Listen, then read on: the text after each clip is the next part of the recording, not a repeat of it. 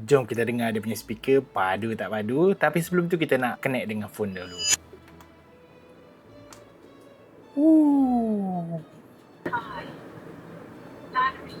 Battery 100%. Dia dah bersuara lah, geng. Cara nak pair intercom ni dengan phone, kita tekan bulat ni.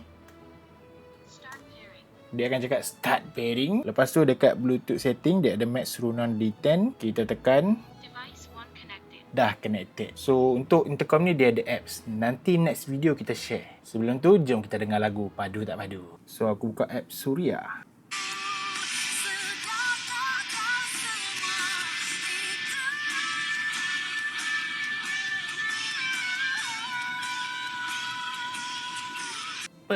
Dia punya sound boleh tahan. Dia taklah terlalu bassy, taklah terlalu kuat, tapi dia cukup lah. Dan Max Runon ni dia claim 120 kmh masih lagi boleh dengar.